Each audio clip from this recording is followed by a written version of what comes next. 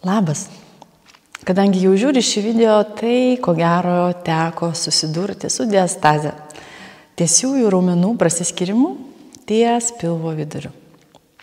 Na, bet vis tiek, trumpai pakalbėsiu, kas yra diastazė ir kodėl atsitinka taip, kad tau ir didelį dalį kitų gimdžiusių moterų tenka su tuo susidurti. Taigi, diastazė tai pogimdyminė trauma, kuri pasireiškia tiesiųjų raumenų prasiskyrimu ties pilvo viduriu, ties taip vadinama baltąja linija arba linija alba. Kas tie tiesieji raumenys? Tai tie kvadračiukai, raumenų kvadračiukai, kurie gražiai išryškėja gerai ištreniruotam kūne. Na, bet naudos iš jų mažai, tai tik tai grožio efektas. Kodėl tai atsitinka? Kai mes nešiojam kūdikį ir vaisiui augant pilvelėje, jam nebeužtenka vietos. Ir kūnas natūraliai prisitaiko raumenim prasiskiriant ir tai baltai linijai išsiplečiant. Problema ta, kad baltoji linija netenka elastingumo ir tamprumo vėl atgal, sutraukti tos raumenis atgal. Yra nemažas skaičius laimingų moterų, kuriom pilvelis atsistato į savo vietą, raumenys sugrįžta, baltoji linija vėl susigrąžina savo tamprumą, bet labai didelį dalį moterų taip neatsitinka. Priežastys gali būti įvairios. Galbūt pilvelis buvo didesnis, galbūt buvo didelis vaisius arba daug vandenų ir labai stipriai prasiskyrė tie raumenys, kad jiem sunku sugrįžti atgal. Galbūt įtakojo mitybos įpročiai, o galbūt fizinis aktyvumas.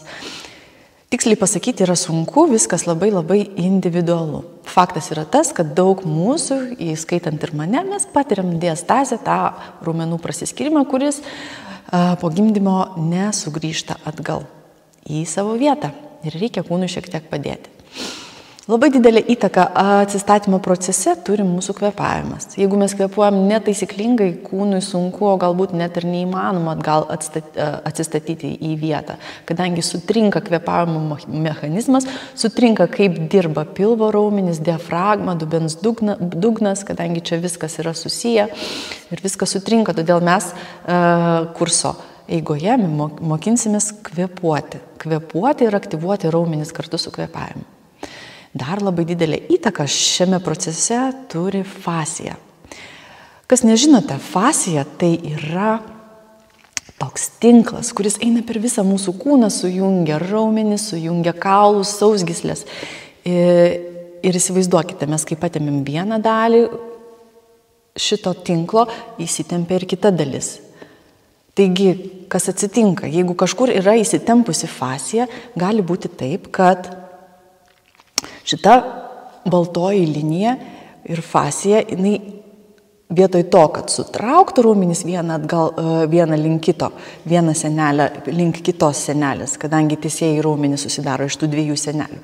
Vietoj to, kad sutrauktų atgal į vietą, vyksta atvirkštinis veiksmas, fascija tempia tos raumenis toliau vieną nuo kito ir labai sunku tada kažką pakeisti kūne.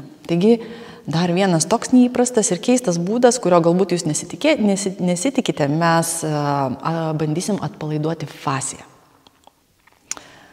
Galbūt jūs paklausit, kodėl yra taip svarbu sugrąžinti tos baltos linijos tamprumą. Visų pirma, baltosios linijos funkcija yra apsauginė, apsaugoti vidinius organus nuo išorinių veiksmų.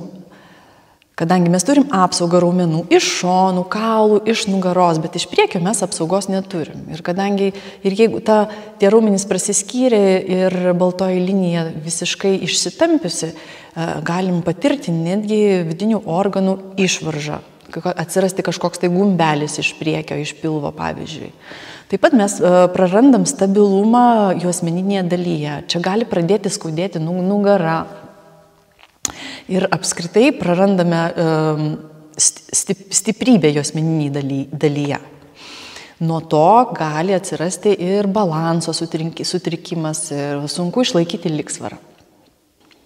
Tai tiek trumpai informacijos, kas yra diastazė, kibkime į darbą ir jau nuo sekančios pamokėlės pasitikrinkime, kokio dydžio ta mūsų diastazė ir kaip stipriai reikėtų susimastyti dėl jos atstatymo. Iki.